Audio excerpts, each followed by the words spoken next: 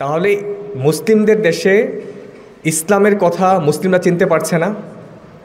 মুসলিমদের দেশে যেই মুসলিম ইসলামের কথা বলে সেই মুসলিমকেও এই সমাজ চিনতে পারে না।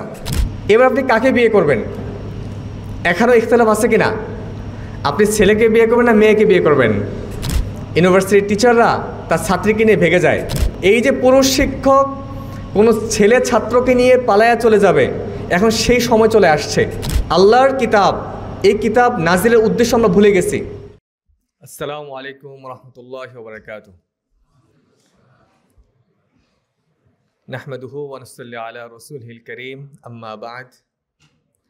ফাআউযু বিল্লাহি মিনাশ শাইতানির রাজীম। বিসমিল্লাহির রাহমানির রাহিম। হুয়াল্লাযী আরসালা রাসূলাহু বিল হুদা ওয়া দীনিল হক লিইয়ুযহিরাহু আলাদ দীনি কুল্লিহি ওয়ালাউ কারিহাল মুশরিকুন।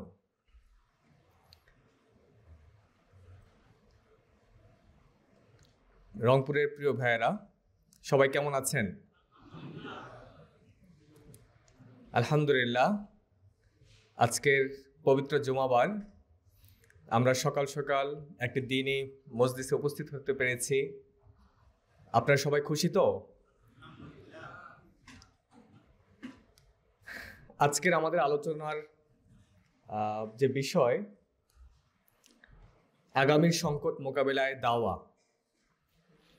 নর্মেটিভ যে বিষয়টি আজকে আলোচনা করতে চাই সামগ্রিকভাবে, সেটি হলো অস্তিত্বের সন্ধান, সংকট, সম্ভাবনা, এই জায়গাগুলোতে। আমি এটা ঠিক গোড়াটা নিয়ে কিছু কথা বলবো। প্রথমে যে অস্তিত্বের সংকটটা আমাদের কাজে আছে, আমাদের চিন্তায়ও আছে। আমাদের চিন্তা, থট, এই জায়গাটাতে, মানে পদ্ধতিগত জায়গা আমি কথা বলছি না, চিন্তার পদ্ধতিগত জায়গাটা না, বরং ঠিক চিন্তাটাতেই আমাদের অনেক বড় সংকট রয়ে গেছে। যেই জন্য আজকে আমরা 90% মুসলিম দেশ হওয়ার পরেও আমরা হুমকির মুখে পড়ে গেছি। আমরা ইসলামের কোনো কথা বললে সেই কথাটা মুসলিমদের অনেক ভাইরা চিনতে পারে না। এই কথাটা যে মুসলিম বলতেছে, এই মুসলিম সমাজ তাকেও চিনতে পারে না। তাহলে মুসলিমদের দেশে ইসলামের কথা মুসলিমরা চিনতে পারছে না। মুসলিমদের দেশে যেই মুসলিম ইসলামের কথা বলে সেই মুসলিমকেও এই সমাজ চিনতে পারে না। তার মানে এটা সামগ্রিকভাবে আমাদের চিন্তার যে সংকট, এই জায়গাটিতে আমরা এখনো কাজ শুরু করতে পারিনি। ইসলাম সকল যুগে দুটি মাধ্যমে আসছে। আল্লাহ সুবহানাহু ওয়া তাআলা এই দুনিয়াতে ইসলামের বাণী ছড়িয়ে দিয়েছেন তার কালাম এবং নবীদের মাধ্যমে। এই দুটি হচ্ছে ইসলাম আসার একমাত্র মাধ্যম। হযরত আদম থেকে শুরু করে মুহাম্মদ সাল্লাল্লাহু আলাইহি ওয়াসাল্লাম পর্যন্ত এই সিস্টেম ফলো করা হয়েছে যে আল্লাহর কালাম প্লাস নবীদের পার্সোনালিটি, এই দুইটা মিলিয়ে ইসলাম আমাদের কাছে উপস্থিত হয়েছে পৃথিবীর শুরু থেকে শেষ পর্যন্ত। নবী আকরাম সাল্লাল্লাহু আলাইহি ওয়াসাল্লাম তিনি শুধুমাত্রই ইসলামের বাণী বাহক, ইসলামের প্রচারক, শিক্ষক, ব্যাখ্যাকার, এগুলো তিনি ছিলেনই। এর সাথে সাথে তিনি অথবা নবীরা ইসলামের যে দাওয়াত, এই দাওয়াতকে বাস্তবায়নের জন্য তাদেরকে নেতৃত্ব স্থানীয় জায়গাতে বসানো হয়েছিল। তারা শুধুমাত্র বাহক বা প্রচারক বা শিক্ষকই ছিলেন না, বরং বাস্তব নেতৃত্ব দানের জন্য তাদেরকে দায়িত্ব দেওয়া হয়েছিল। তাহলে আমরা ইসলামের সৌন্দর্যটা যদি বুঝতে চাই বা দেখতে চাই, তাহলে কয়টা বিষয় দরকার? দুটা বিষয়। একটা হচ্ছে কিতাব, আল্লাহর কালাম, আরেকটা হচ্ছে নবী সাল্লাল্লাহু আলাইহি সাল্লাম অথবা নবীদের ব্যক্তিত্ব। এই দুইটা একসাথে থাকলে আমরা ইসলামের সৌন্দর্যটা উপলব্ধি করতে পারবো। আচ্ছা, যদি কেউ নবী থেকে কিতাবকে বাদ দিয়ে দেয়, নবী আছে। আমরা দুটি জিনিস দেখলাম, যে কিতাব লাগবে আর নবী লাগবে। এখন যদি আমরা কিতাব রাখি, নবীকে বাদ দিয়ে দিই, তাহলে বিষয়টা কেমন হবে? আমরা কি ইসলাম বুঝতে পারবো? কেন বুঝতে পারবো না? আমাদের কাছে কিতাব আছে, আল্লাহ সুবহানাহু যা বলতে চেয়েছেন তিনি বলে দিয়েছেন, পরিপূর্ণ মেসেজ আমাদের কাছে, আমাদের হাতের কাছে আছে। আমরা কেন ইসলাম বুঝতে পারবো না?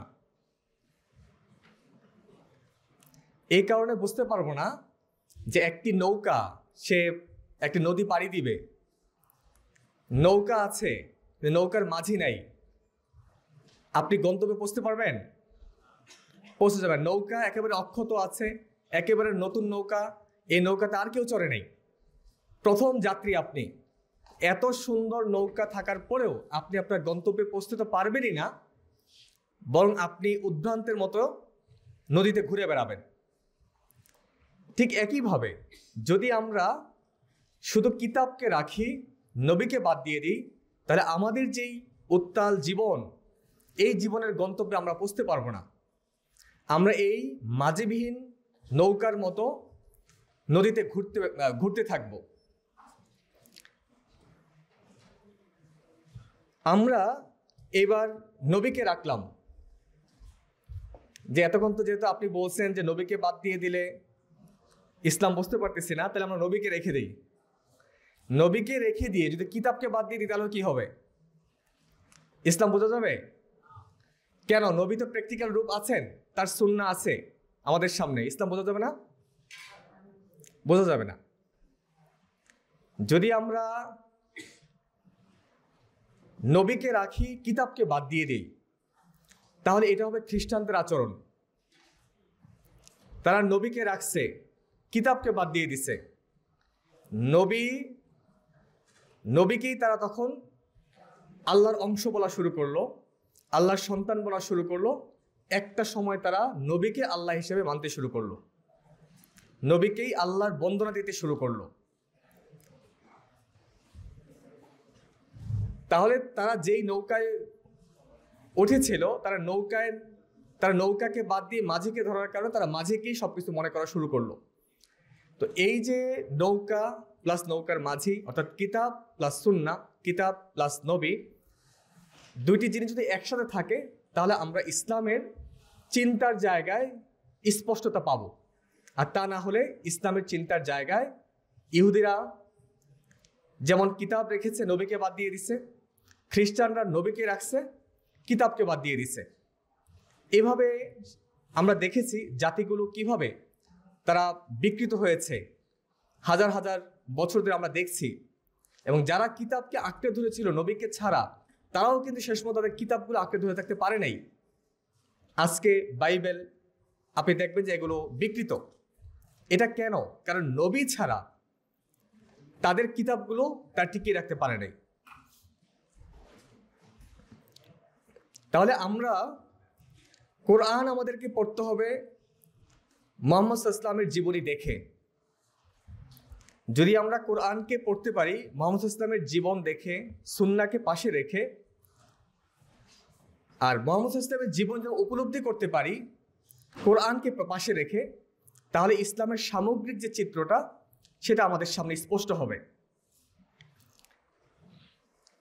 এখন এই বুঝটা বোঝার জন্য প্রথমে আমাদের যে জিনিসটা রিলেট করতে হবে সেটা হচ্ছে কিতাবের কি মিশন, কি উদ্দেশ্য।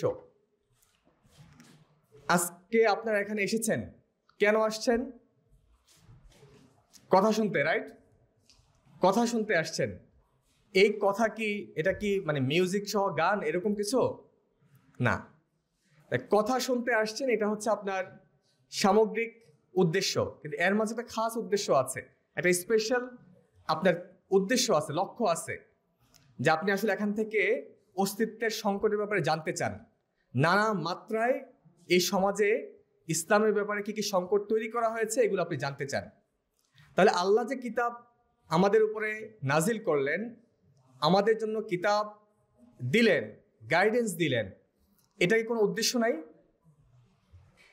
এই কথাগুলোর কোনো উদ্দেশ্য আছে কিনা?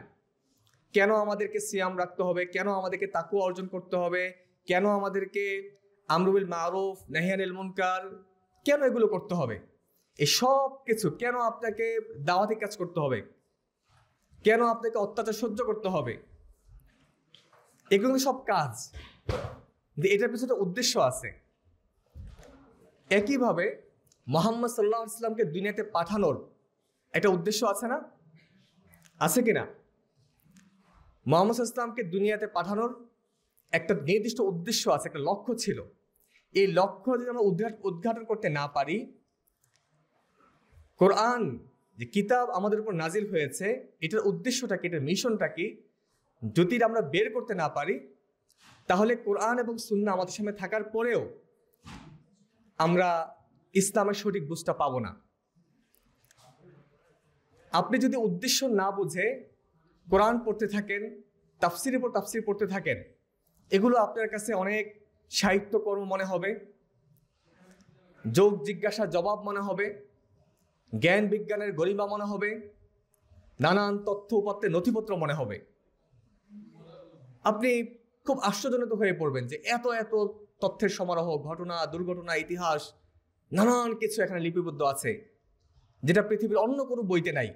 লক্ষ বছরের ইতিহাস, পৃথিবীর শুরু থেকে ইতিহাস, তার আগের ইতিহাস, পৃথিবী ধ্বংস হয়ে যাওয়ার পরের ইতিহাস, এক রোমাঞ্চকর কিতাব। কিন্তু লক্ষ্য উদ্দেশ্য যদি আপনি না জানেন এই কিতাবের, তাহলে এগুলো আপনার কাছে শুধু এইটুকুই মনে হবে। কেউ বলবে এটা ইতিহাসের কিতাব, কেউ বলবে এটা বিজ্ঞানের কিতাব। কিন্তু আসলে কি কোরআন শুধু ইতিহাসের কিতাব? আসলে কোরআন শুধু বিজ্ঞানের কিতাব? এটা কি সাহিত্যের কিতাব? এই সবগুলো সত্য হওয়ার পাশাপাশি তার একটা মেজর গোল আছে। একইভাবে আপনি যদি সুন্নাহ পড়তে থাকেন, মনে হবে বিশাল এক এনসাইক্লোপিডিয়া, রাইট? লক্ষ লক্ষ হাদিস, 5-7 লাখ হাদিসের সমারোহ। কিন্তু এটার উদ্দেশ্যের সাথে যদি আমাদের সম্পৃক্ত না থাকে, তাহলে আমরা ইসলামের বুঝটা পাবো না, ইসলামকে আমরা বিকৃতি হিসেবে জানবো। এই জন্য এই প্রাণ শক্তি, কোরআন এবং সুন্নাহর প্রাণ শক্তিটা কি, এটা এই রহস্যটা আমাদের উদ্ঘাটন করতে হবে। এই প্রাণ শক্তির সম্পর্ক ভাষা, সাহিত্য, ছন্দ, ইতিহাস, বিজ্ঞান এগুলোর সাথে এই প্রাণ শক্তি, কোরআনের যে প্রাণ শক্তি, এটা রহস্য কোথায় লুকিয়ে আছে? ভাষার মধ্যে না, এটা উদ্দেশ্যের মধ্যে লুকিয়ে আছে। যে উদ্দেশ্যে কোরআন নাজিল হয়েছে, যে উদ্দেশ্য বাস্তবায়নের জন্য মুহাম্মদ আরবি সাল্লাল্লাহু আলাইহি সাল্লামকে পাঠানো হয়েছে, সেই উদ্দেশ্যের সাথে এই প্রাণ শক্তির সম্পর্ক। আপনি যখন এই উদ্দেশ্য সংক্রান্ত উপলব্ধি, এই বোধ, এই ফিল আপনার যত দৃঢ় হবে যে এটা কেন নাজিল করা হলো, এই কেনর উত্তর যখন আপনার কাছে স্পষ্ট হবে, ঠিক ইসলামের ব্যাপারে আপনার বুঝ ততটা সঠিক হবে। আমাদের মাঝে দেখবেন হয়তো সাধারণ কেউ পড়াশোনা করছে, মাদ্রাসায় পড়াশোনা করতে পারেনি, অনেক অনেক কিছু সে জানতে পারেনি, সে দিনে ফিরেছে, হয়তো 2 বছর হয়েছে, কিন্তু তার এই দিনে ফেরার পর তার যে বোঝ, তার যে ডেডিকেশন, এটা হয়তো আমরা যারা 10-20 বছর ধরে প্র্যাকটিস করছি, অনেক সময় তাদেরও এটা আসে না। এটার কারণটা এখন বুঝতে পারতেছেন? যে আমি যদি এখানে 30 বছর উদ্দেশ্যকে বাদ দিয়ে আমি ইসলামকে প্র্যাকটিস করতে থাকি, আমার মাঝে ইসলামের সেই বুঝটা আসবে না। যেই ভাইটা হয়তো 2 বছর ধরে ইসলাম প্র্যাকটিস করতেছে, সে ইসলামের উদ্দেশ্যটাকে, কোরআনের উদ্দেশ্যটাকে সে সামনে নিয়ে প্র্যাকটিস করতেছে, দেখবেন তার পরিবর্তনটা অস্বাভাবিক। তার ইবাদতের ব্যাপারে তার আন্তরিকতা, তার আখলাকের পরিবর্তন, তার আমলের পরিবর্তন, আল্লাহর ব্যাপারে তার ডেডিকেশন, ইসলামের ব্যাপারে তার ডেডিকেশন, এটা দেখবেন যে অসামান্য লেভেলে চলে গেছে। তো প্রিয় ভাইয়েরা, আমরা এতক্ষণ যেটা বুঝলাম যে আমাদেরকে ইসলাম বোঝার জন্য কোরআন এবং সুন্নাহ একসাথে বুঝতে হবে, খুব ভালো কথা। তারপর আমরা জানলাম যে কোরআন সুন্নাহকে ভালোভাবে বোঝার জন্য এই উদ্দেশ্যের সাথে আমাদের পরিচয় হইতে হবে। আমরা এরপরে বুঝলাম যে উদ্দেশ্যের সাথে পরিচয় হওয়ার জন্য এটা যে প্রাণ শক্তি, এটার সাথে আমাদের সম্পর্ক বাড়ানো লাগবে। এখন কথা হলে উদ্দেশ্য বা প্রাণ শক্তির আসলে কি, বা মানে কি এটা, ইসলাম কোন উদ্দেশ্যে নাজিল হয়েছে, কোরআন কোন উদ্দেশ্যে নাজিল হয়েছে, আল্লাহ রসুলকে কোন উদ্দেশ্যে দুনিয়াতে পাঠানো হয়েছে, এটা আমাদের জানা দরকার, রাইট? আল্লাহ সুবহানাহু ওয়া তাআলা কোরআনে বলছেন, ওয়ামা আনজালনা আলাইকাল কিতাব ইল্লা লিতুবাইয়িনা লাহুমুল্লাযী ইখতালাফু ফীহ। তোমার কাছে এই কোরআন নাজিল করার উদ্দেশ্যই হলো এই সমাজে যারা বিভিন্ন বিষয়ে ভিন্ন ভিন্ন মত পোষণ করে, তুমি তাদের সামনে আমার এই বাণীকে স্পষ্টভাবে তুলে ধরবে। তাহলে আল্লাহ সুবহানাহু ওয়া তাআলা বলছেন যে ওমা আনজালনা আলাইকাল কিতাব, যে আল্লাহর নবীর উপরে আল্লাহ সুবহানাহু ওয়া তাআলা যে কিতাব নাজিল করেছেন, এই কিতাব নাজিল করার অন্যতম উদ্দেশ্য লিতুবাইয়িন, যে সে বর্ণনা করে দিবে, সে সুস্পষ্টভাবে এর বিধান তুলে ধরবে আমাদের সামনে। তাহলে কোরআন নাজিল করার উদ্দেশ্য হলো যে কোরআন আমাদেরকে যত মত পার্থক্য, যত মতবিরোধ, সেটা পারিবারিক হোক, সামাজিক হোক, আর রাষ্ট্রীয় বাদ থাকবে, সেটা রাষ্ট্রীয় হোক, অর্থাৎ জীবনের যেখানে আমাদের সমস্যা দেখা দিবে প্রত্যেকটি জায়গাতে কোরআন আমাদের সমাধান করবে। আজকের আইন আদালতের যুগে আপনারা নিশ্চয়ই দেখবেন বড় বড় অ্যাডভোকেটদের পেছনে, আইনজীবীদের পেছনে, যারা গরমকালেও অনেক কষ্ট করে কোট শোট অনেক কিছু পরে থাকে, তাই না? খুব মায়া হয় তাদের জন্য, যে এত গরম, ঘাম ঝরতেছে, কিন্তু দেখবেন যে একেবারে কালো সবকিছু পরে তাদের অবস্থা খারাপ। তাদের চেহারের পিছনে কিছু বই আপনারা দেখতে পান কি? মোটামুটি সবগুলো বইয়ের মলাট একই, তাই না? কাছাকাছি, এরকম ভলিউম। এগুলো কি কেউ বলতে পারেন? আইনের ছাত্র আছেন কেউ?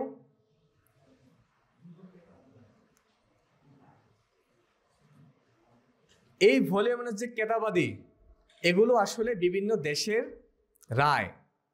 ইন্ডিয়ার হাইকোর্টে কি রায় হয়েছে গত 50 বছরে, এটা সে কালেক্ট করবে। সে সুইজারল্যান্ডের কোর্টে কি কি রায় হলো এ পর্যন্ত, এগুলো সে কালেক্ট করবে। যত বড় আইনজীবী, সে তত দেশের রায়গুলোকে কালেক্ট করবে। এরপর সে এগুলোকে অধ্যয়ন করার চেষ্টা করবে যে বাংলাদেশে এই সমস্যা তৈরি হয়েছে, ইন্টারন্যাশনাল কোন কোর্টে কোন রায় দিয়েছিল, এটা সে কোর্টে উপস্থাপন করবে যে মাননীয় অমুক তমুক এই সমস্যার বিপরীতে সুইজারল্যান্ডের এই কোর্টে এই রায় দিয়েছিল, অর্থাৎ আমি আমার আসামির পক্ষে এই রায় আশা করছি। এই যে শত শত হাজার হাজার আপনারা খণ্ড দেখতে পাচ্ছেন, এই খণ্ডগুলো কি করে? মানব জীবনের সমস্যা সমাধান করে। তাহলে এই যে কিতাবগুলো মানব জীবনের সমস্যার সমাধান করছে, আর আল্লাহ যে আমাদেরকে কিতাব পাঠালেন, ওমা আনজালনা আলাইকাল কিতাব, আল কিতাব, এই কিতাবকে কেন পাঠিয়েছিলেন? সমস্যা সমাধানের জন্য। লিতুবাইয়িনা লাহুমুল্লাযী ইখতালাফু ফীহ, যেইখানেই তাদের মতভেদ দেখা দেবে সেইখানেই তুমি এটাতে সমাধান করে দিবা, স্পষ্টভাবে আমার এই বাণীটা জানিয়ে দিবা। তাহলে এই অসংখ্য কেতাবাদি বাদ দিয়ে একটি কিতাবের দিকে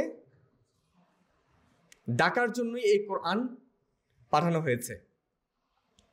আমরা যদি একটা ইস্যু দিয়ে বোঝার চেষ্টা করি, বিয়ে ইস্যু। এখানে হয়তো অনেকেই বিয়ে করেন নাই, অনেকে হাসতেছেন। এক বিয়ে ইস্যুতে দেখেন যে কোরআন কি সমাধান দেয়, আর এই যে পেছনে হাজার হাজার গ্রন্থ যে কেতাবাদি আছে, এগুলো কি সমাধান দেয়। বিয়ে আপনারা যারা করেন নাই, তাদের বয়স হয়তো 18-র উপরে চলে গেছে, কারো 20, কারো 25। কিন্তু আপনি যদি 16 বছর বয়সে বাংলাদেশে বিয়ে করতে চান, বিয়ে করতে পারবেন? আপনার বাবা মা রাজি, আপনি সামর্থ্যবান, কোনো সমস্যা নেই, না আপনি বিয়ে করতে পারবেন? কেন পারবেন না? কারণ ওই যে পেছনের কেতাবাদি আরেকটা আইন রচনা করছে, আর সামনে যে কিতাবটা ছিল আমাদের আল কিতাব, সেটাকে আমরা ফেলে দিছি। আচ্ছা, আপনি 16 বছর বয়সে বিয়ে করতে পারলেন, আমরা বলছি না আপনি 16 বছর বয়সে বিয়ে করেন, 18 বছরে বিয়ে করেন, এটা ইস্যু না। ইস্যুটা হচ্ছে যে ইসলাম আপনাকে বলে যে প্রাপ্তবয়স্ক হওয়া সাপেক্ষে তার প্রয়োজন সাপেক্ষে বিয়ে করবে। এটা সে 16 বছরও করতে পারে, 28 বছরও করতে পারে, আবার একেবারে না করার যোগ্য থাকতে পারে, সেটাও ছিল। ইসলামের এক বিশাল অংশ ওলামায়ে উজ্জাব, ইমাম বুখারী, ইবনে তাইমিয়া রাহিমাহুল্লাহ, অনেক বড় বড় আলেমরা বিয়ে করেন নাই।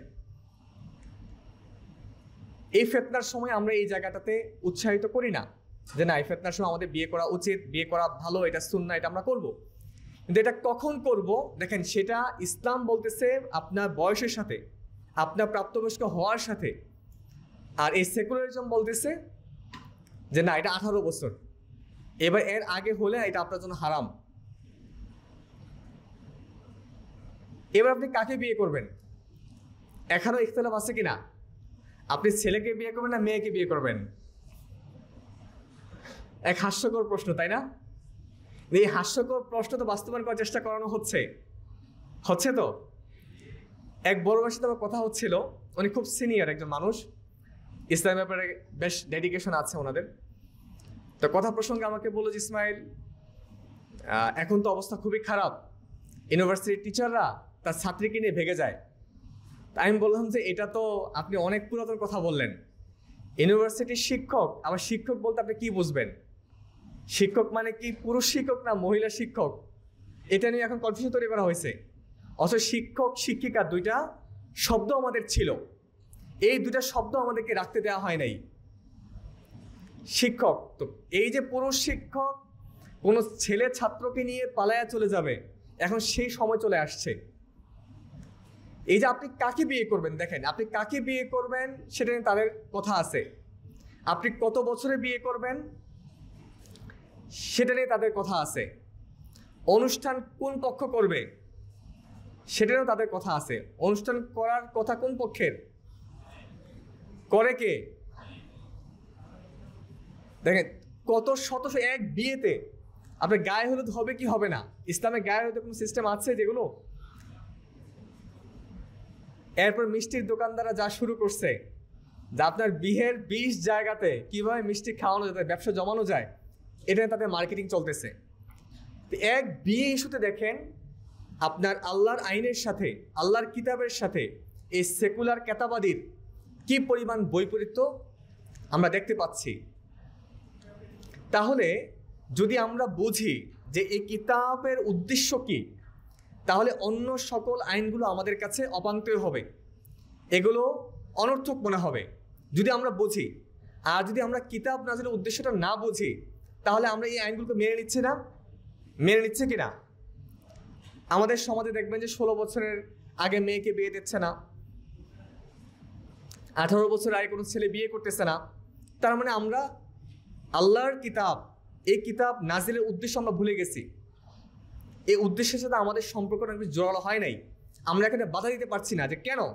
বয়স নির্ধারণ করা মালিক আল্লাহ, যে আল্লাহ আমাকে সৃষ্টি করছেন সে আল্লাহই জানেন আমি কখন প্রাপ্তবয়স্ক হব, সেই আল্লাহই জানেন যে কখন আমার চাহিদা তৈরি হবে, আমি সে অনুযায়ী আমার বিয়েটা করব। আমরা সেই কথাগুলো বলতে পারছি না, কারণটা হলো যে কিতাব নাজিলের উদ্দেশ্যটা আমরা ভুলে গেছি।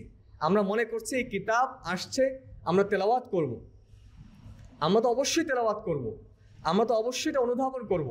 যে এই উদ্দেশ্যটা আমাদেরকে মনে রাখতে হবে যে কিতাবের উদ্দেশ্য হচ্ছে সকল বিষয়ে সকল মতপার্থক্যের সমাধান করে দেওয়া। এই কিতাব কেন নাজিল করা হয়েছে আল্লাহ নিজেই বলছেন, আলিফ লাম রা কিতাবুন আনজালনাহু ইলাইকা লিতুখরিজান নাস মিনাজ যুলুমাতি ইলান নূর।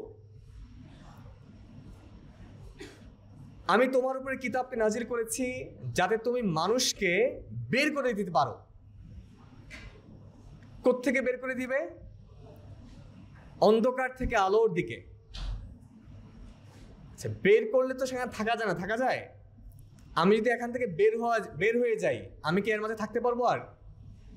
তার মানে ইসলাম আপনাকে এমন একটা জায়গায় নিয়ে যেতে চায় যার সাথে অন্ধকার কোনো সম্পর্কই থাকবে না। ইসলাম আপনাকে আধা অন্ধকার আধা আলো, এই আলো আধারি খেলা আপনার সাথে খেলতে চায় না। এই আলো আধারি খেলা খেলে কে? সেকুলাররা, সেকুলার আইন। তারা দেখেন, তারা বলছে যে আমরা আলোকিত মানুষ বানাচ্ছি। তারা কি মানুষ বানাচ্ছে? আলোকিত মানুষ বানাচ্ছে। তারা বিশ্ব সাহিত্যের মাধ্যমে তারা আলোকিত মানুষ বানাচ্ছে। আমরা দেখেছি যে 5ই আগস্টের আগ পর্যন্ত এই আলোকিত মানুষগুলো কোথায় লুকিয়েছিল? হ্যাঁ, গর্তে লুকিয়েছিল না। এখন তো গর্তে লুকিয়ে থাকার জামানা না, এখন হয়তো অন্য কোথাও ফ্ল্যাটে লুকিয়েছিল। আমরা এরকম অনেক আলোকিত মানুষকে চিনি যারা গর্তে লুকিয়েছিল 71 সালে। তো তারা আলোকিত, তারা বলছে, তারা উল্টা দাবি করছে আলোর দিকে নিয়ে যাচ্ছে, ন্যায়ের সঙ্গে আলোর পথে, ভালোর সঙ্গে আলোর পথে, নানান কিছু তারা বলছে। তা আসলে এগুলো আলো না, এগুলো আল্লাহ সুবহানাহু ওয়া তাআলা বলছেন যে এগুলো জুলুমাত। তা আমরা এই জুলুমাতগুলো চিনতে যদি পারি, তাহলে আমরা এখানে সার্থক হব যে আল্লাহ সুবহানাহু ওয়া তাআলা যেটা আমাদেরকে বলছেন যে এই কিতাব নাজিল করার উদ্দেশ্য হলো যে মানুষকে তুমি বের করে দিবে, অন্ধকার থেকে আলোর দিকে তাকে নিয়ে যাবে। এই সমাজে দেখেন মদ, গাঁজা, দুর্নীতি, ফেসিজম, অহংকার, মূর্খতা, লাম্পট্য, এগুলো আমাদের সমাজে আছে? কুষ্টিয়াতে নাই, তাই না? আছে, আছে।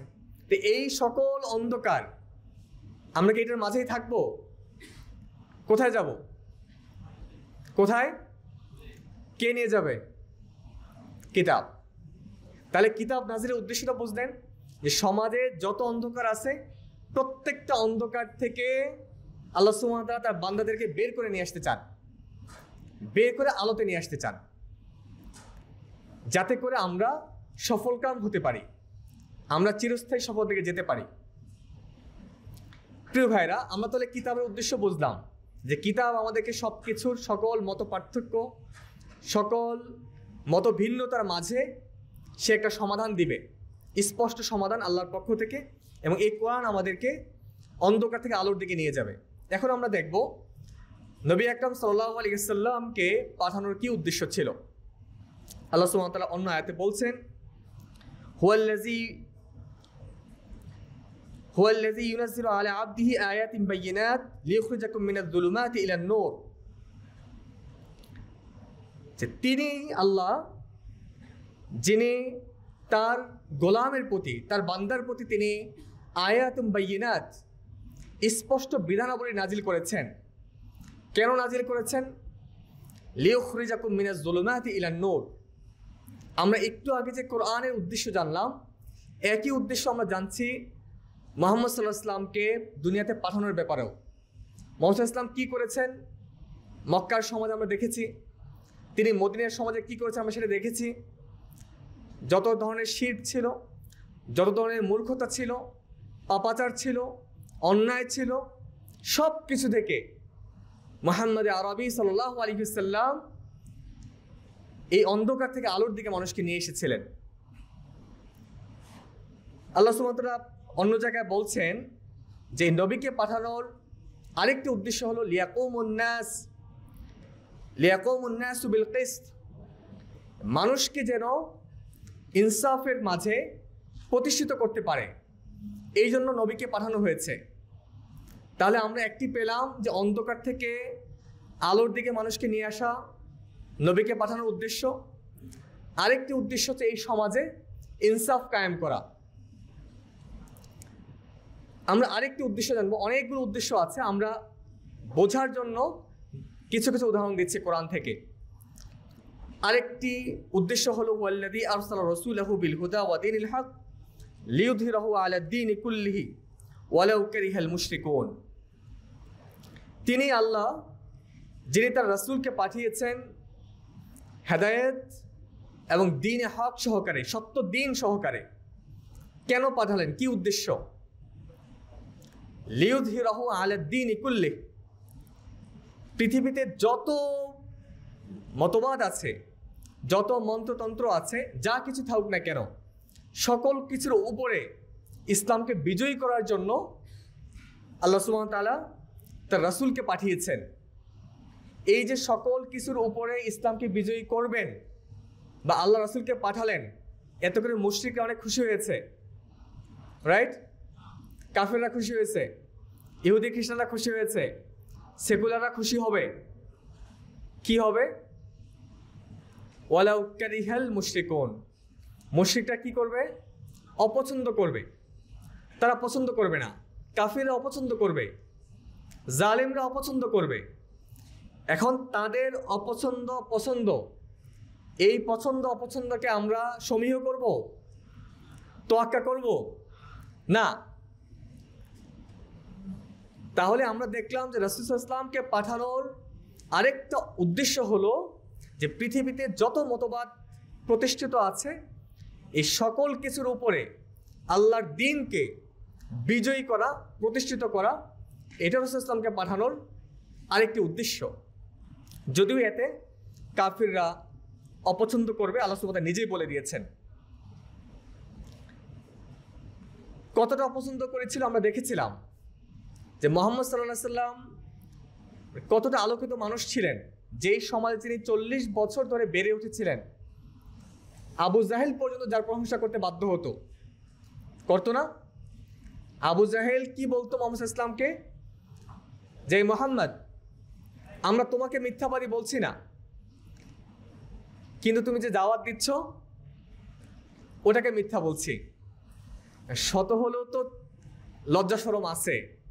একটা মানুষ 40 বছর যে সমাজে বেড়ে উঠছে, যে কোনো নারীর দিকে তাকায় নাই, যে কোনো অন্যায়ের সাথে সম্পৃক্ত ছিল না, তাকে কিভাবে হুট করে নাকচ করে দেওয়া যায়? এরকম ব্যক্তিত্বকে নাকচ করা যায় না। এজন্য আবু জাহেলরা মুহাম্মদ সাল্লাল্লাহু আলাইহি ওয়াসাল্লামকে নাকচ করার মতো বোকামি করে নাই। তারা মুহাম্মদ সাল্লাল্লাহু আলাইহি ওয়াসাল্লামকে কিছুটা স্পেস দিয়ে চেষ্টা করতো তার যে দাওয়া, যে শাশ্বত বাণী, এই জায়গাটাকে মিথ্যা প্রমাণ করা, এটাকে নাকচ করে দেওয়া। তাদের মুশরিকরা তাদের জাহিলি জীবন ব্যবস্থাকে টিকিয়ে রাখার জন্য কি পরিমাণ চেষ্টা করছে, তাদের চেষ্টা এত বেশি ছিল যে আবু বকরের মতো সম্ভ্রান্ত মানুষও অজ্ঞান হয়ে গেছিল। দুইবার মুসলিমদেরকে হাবশা হিজরত করতে হয়েছিল। একটা সময়ে সবাইকে মদিনায় হিজরত করতে হয়েছিল। তার মানে তাদের জাহিলি জীবন ব্যবস্থা টিকিয়ে রাখার জন্য তারা কতটা অনড় ছিল যে কোনোভাবেই তাদের এই জাহিলিপনা, তাদের এই মূর্খতা তারা ছাড়তে চায় না। তাহলে আজকে যদি আমরা দাওয়ার কাজ করতে যাই, যারা জাহিলি জীবন যাপনে অভ্যস্ত, তারা আপনাকে স্বাগত জানাবে, ফুল দিয়ে বরণ করে নেবে, এগুলো করবে না, তারা অপছন্দ করবে। এই যে দেখেন, আমরা এতক্ষণ যে কথাগুলো বললাম যে কোরআন এবং সুন্নাহর, কোরআন এবং রাসূলকে পাঠানোর যে উদ্দেশ্য, এই উদ্দেশ্যটা মানব সমাজে ইনসাফ প্রতিষ্ঠা করা, ইনসাফ প্রতিষ্ঠার জন্য আল্লাহর দ্বীনকে প্রতিষ্ঠা করা, বিজয়ী করা এবং আল্লাহর আইনের মাধ্যমে সকল কিছু সমাধান করা। আমরা আলোচনা থেকে এটুকু তো বুঝলাম। যদি এই উদ্দেশ্য কেউ না মানে, তাহলে তাকে এই বিষয়গুলো ব্যাখ্যা করতে হবে যে কেন আসলে দ্বন্দ্ব রাসূল আকরাম সাল্লাল্লাহু আলাইহি ওয়াসাল্লামের সাথে, কেন কাফির মুশরিক দ্বন্দ্ব হলো, কেন সংঘাত হলো, কেন সাহাবীদেরকে শেষ পর্যন্ত নবী সাল্লাল্লাহু আলাইহি ওয়াসাল্লামকে হিজরত করতে হলো, কেন জিহাদ করতে হলো, কেন লড়াই করতে হলো, কেন শহীদ করা হলো। এই প্রশ্নের উত্তর দেওয়ার কোনো সুযোগ নেই। আপনি সিরাতের কিতাব পড়েন, আপনি সুন্নাহ পড়েন, আপনি কোরআন পড়েন, প্রতিটি পরতে পরতে আপনি দেখবেন যে আল্লাহ সুবহানাহু ওয়া তাআলা যে উদ্দেশ্যের কথা বলেছেন, যে তার দ্বীনকে বিজয়ী করা, তার আইনের মাধ্যমে পৃথিবীর সমস্ত সমস্যার সমাধান করা, এটার সাথে সবকিছু লুকিয়ে আছে। যখন আপনি আল্লাহর আইনের কথা বলতে যাবেন, তখনই মানুষের আইন এখানে এসে বাধা হয়ে দাঁড়াবে। এক বিয়ের ইস্যুতে আপনি চেষ্টা করে দেখতে পারেন। আপনারা জানেন ইতিমধ্যে যে কোথাও যদি লুকিয়ে একটা বিয়ে হয় যেখানে 18 বছর পূরণ হয় নাই, সে বিয়ে ভাঙার জন্য আমাদের দেশের যে পত্রিকাগুলো, মুখপাত্রগুলো আছে, তারা কি করে? বিয়ে হতে দেয়? পুলিশকে খবর দেয় কিনা? জাস্ট একটা নিরীহ জায়গা দেখেন, কিন্তু আপনি 16 বছর বয়সে 3টা প্রেম করবেন, পুলিশ আসবে? প্রথম আলো কিছু লিখবে? কেউ কিছু লিখবে না। সবাই তখন নিশ্চুপ, সবাই তখন দর্শক, কবিদের কলম তখন নীরব। কিন্তু যখনই আপনি আল্লাহর আইন মানবেন, শুধু আল্লাহর আইন মেনে আপনি 16 বছরে 18 বছরে বিয়ে করতে চান, এর আগে বিয়ে করতে চান না, এটা হতে দেওয়া যাবে না। একটা ছোট্ট জায়গা, একটা রোমান্টিক জায়গা, যে কথা বললে আমরা হাসি, যে কথা বললে বুড়ো মানুষরা হাসে বিয়ের কথা শুনলে, সেখানেও দেখেন এই সেকুলার আইন, মানবরচিত আইন কতটা তৎপর। আপনি 17 বছর 9 মাসে বিয়ে করতে পারবেন না। আপনি একেবারে 18 বছর বয়সে আপনাকে হইতে হবে। যে এখন 21 বাড়িয়ে দেওয়া হয়েছে। হ্যাঁ, আচ্ছা, যেটাই হোক, তাহলে এই যে স্ট্যান্ডার্ড সেট করে দেওয়া হচ্ছে, তাহলে এখন আপনি 20 বছর 9 মাসে বিয়ে করতে পারবেন না। তাহলে আস্তে আস্তে আরো বাড়িয়ে দেওয়া হবে। এদিক দিয়ে কেন বাড়ানো হচ্ছে দেখেন, একদিক দিয়ে 18-21 করা হলো, ওদিক দিয়ে চাকরির বয়স, হ্যাঁ, তাহলে আপনি 36 বছরে কি বিয়ে করবেন? বুঝতেছেন যে সমাজের অবস্থা কোন দিকে যাচ্ছে? মানব রচিত আইন মেনে নিলে কি সমস্যা দেখেন। একটা মানুষ 20 বছরে বিয়ে করার সুযোগ ছিল, একটা মেয়েকে 16 বছরে বিয়ে দেওয়ার সুযোগ ছিল, 18 বছরে বিয়ে দেওয়ার সুযোগ না, এগুলো কিচ্ছু না। তুমি সরকারি চাকরি নেওয়ার জন্য চেষ্টা করো, 35 বছর পরে গিয়ে তুমি চাকরি নিতে পারলা না, এখন কি করবেন? এখন কি করবেন? মানে সমাজে আপনি তখন বুড়ো হয়ে গেছেন, আপনি নতুন করে কোনো চেষ্টা করবেন চাকরির জন্য, ব্যবসার জন্য, আপনার কোনো সক্ষমতা তখন আছে নাই। এই চাকরি আপনাকে অনেক মেসেজ দিচ্ছে। এই চাকরি দেখেন, বিয়ের বয়স বাড়ানো, চাকরির বয়স বাড়ানো, এগুলো হচ্ছে আমাদেরকে দুনিয়ার দিকে ঠেলে দেওয়া হচ্ছে।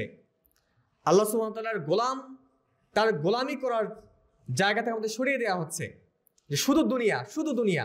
35 বছর পর্যন্ত চেষ্টা করো, আপনার 24-25 বছরে আপনার পড়াশোনা শেষ, 26-27 বছরে একদম পুরো শেষ। এরপর আপনি শুধু চাকরির জন্য চেষ্টা করতেই আছেন, কিন্তু আপনার চাকরি হচ্ছে না। আপনি দেখতেছেন না বিসিএস না হওয়ার কারণে কেউ আত্মহত্যা করতেছে। তো প্রিয় ভাইরা, একটা বিয়ের ইস্যুতে দেখেন এই সমাজ কিভাবে আপনার বিরুদ্ধে দাঁড়িয়ে যায়। তাহলে এই যে সংঘাতটা, এই সংঘাতটা নাজিলের উদ্দেশ্যের সাথে খুবই প্রাসঙ্গিক। আল্লাহ সুবহানাহু ওয়া তাআলা যে জন্য কোরআন নাজিল করেছেন, যে জন্য মুহাম্মদ সাল্লাল্লাহু আলাইহি ওয়াসাল্লামকে দুনিয়াতে পাঠিয়েছেন, এই দুইটা উদ্দেশ্যের সাথে দেখবেন যে এই সংঘর্ষটা খুব কাছাকাছি, খুবই প্রাসঙ্গিক। আমরা যদি এই উদ্দেশ্যকে আমরা বুঝতে পারি, তাহলে এই দ্বন্দ্ব, এই সংঘাতের কারণগুলো আমরা খুঁজে পাবো। তাহলে আমরা আরেক মুসলিম ভাইকে অপরিচিত মনে হবে না। কেউ তাওহীদের কথা বললেই তাকে অপরিচিত মনে হয় না সমাজে। কার কাছে মনে হয় অপরিচিত? আওয়ামী লীগের কাছে, ছাত্রলীগের কাছে না, তাদের কাছে তো অপরিচিত মনে হয়ই না। আরো এরকম অনেক ভাইরা আছেন যারা হয়তো ইসলামের কথাই বলছেন, তাদের কাছে অনেক বিষয় অপরিচিত মনে হয়। কেন মনে হয়? কারণ আপনি উদ্দেশ্যকে বাদ দিয়ে দিচ্ছেন। ইসলামকে বোঝার জন্য আপনি উদ্দেশ্য থেকে দূরে সরে গেছেন। তখন আপনার কাছে এই হিসাবটা মিলতেছে না, সমীকরণটা মিলতেছে না। আপনি উদ্দেশ্যে ফিরে আসেন, আপনি ইসলামের প্রাণ শক্তির সাথে পরিচিত হন, দেখবেন দুনিয়াতে যত কিছু হচ্ছে আপনি সব কিছুর গুরু তত্ত্ব, রহস্য আপনি উদ্ঘাটন করতে পারবেন। প্রিয় ভাইরা, আমরা আলহামদুলিল্লাহ উদ্দেশ্যের সাথে কিছুটা পরিচয় হতে পারলাম। এখন এই যে ইসলামের উদ্দেশ্য, কোরআন নাজিরের উদ্দেশ্য, নবী আগমনের উদ্দেশ্য, এটা আমরা আমাদের সমাজকে জানাইতে হবে না? জানাতে হবে, দাওয়াতি কাজ করতে হবে। আমাদের সংকট যদি আমরা দূর করতে চাই, তাহলে দাওয়া, অ্যাক্টিভিজম, এটার বিকল্প কোনো কিছু নাই। রাইট? আমরা যদি ঘরে বসে থাকি, আমাদের শত্রুরা ঘরে বসে আছে? বসে নেই। আমরা যে হোটেলে ছিলাম, আজকে সকালেও সেই শত্রু আমাদের রোমে ঢুকছে। নিশ্চয় জানেন সে শত্রু একটা পত্রিকা, দেখেন। আমরা বসে আছি কিন্তু তারা বসে নাই, তারা ঠিকই আপনার বেডরুমে ঢুকে যাচ্ছে, অনুমতি ছাড়াই ঢুকে যাচ্ছে। সে তো পত্রিকার মাধ্যমে আসেই, আপনার মোবাইলের মাধ্যমে ঢুকতেছে, রাষ্ট্রীয় যন্ত্র ব্যবহার করে ঢুকতেছে। তাহলে আমরা যদি আমাদের অবস্থানকে এই সংকট মোকাবেলা করতে চাই, কিছুটা ভালো রাখতে চাই আগামী প্রজন্মকে, তাহলে দাওয়ার কোনো বিকল্প নাই। আমার দ্বিতীয় আলোচনা এটা নিয়েই যে আমরা কিভাবে দাওয়াতি কাজটা করতে পারি। আমরা ছোটখাটো কিছু বিষয় আমরা জেনে নিব। এতক্ষণ আমরা তাত্ত্বিক বিষয় জানলাম, এখন আমরা একটু প্র্যাকটিক্যালি জানার চেষ্টা করব যে দাওয়াটা আমরা কিভাবে সমাজে সবার মাঝে করতে পারি। দাওয়াতের ময়দানে যে আয়াতটি অনেক বেশি প্রাসঙ্গিক, সে আয়াতটি হলো উদউ ইলা সাবিলি রাব্বিকা বিল হিকমাতি ওয়াল মাউইযাতিল হাসানা ওয়াজাদিলহুম বিল্লাতী হিয়া আহসান। আল্লাহ সুবহানাহু ওয়া তাআলা বলছেন যে উদউ ইলা সাবিলি রাব্বিক, মানুষদেরকে ডাকো। কার দিকে ডাকতে হবে? আমার দিকে, দলের দিকে, আমার ব্যক্তিগত স্বার্থের জন্য, ব্যবসার জন্য, সম্মানের জন্য, নেতৃত্বের জন্য? কি জন্য ডাকতে হবে? কার দিকে ডাকতে হবে? আল্লাহর দিকে। সাবিলি রব্বিক, স্পষ্ট। এখানে আল্লাহ সুবহানাহু ওয়া তাআলা এখানে মাঝখানে কোনো কিছু দেন নাই, ইসলামাইজেশন করার কোনো সুযোগ দেন নাই, পুরোটাই ইসলাম। আপনি ইসলামাইজেশন করবেনটা কোথায়?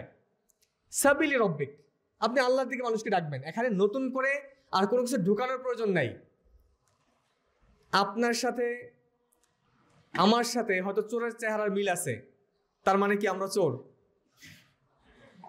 এখন গণতন্ত্রের সাথে, সমাজতন্ত্রের সাথে কোনো জায়গায় আমাদের মিল থাকতেই পারে, তার মানে কি আমরা সমাজতান্ত্রিক? আমরা গণতান্ত্রিক?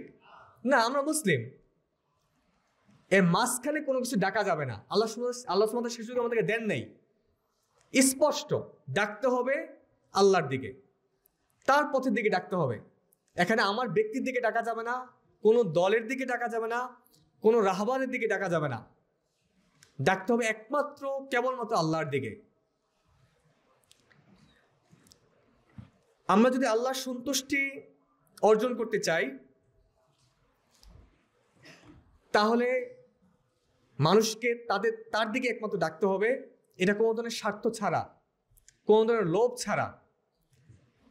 নবী সাল্লাল্লাহু আলাইহি ওয়াসাল্লাম অথবা নবীরা কেউ কি দুনিয়াবাসী থেকে কোনো ধরনের প্রতিদান নিছেন দাওয়াতি কাজ করার জন্য?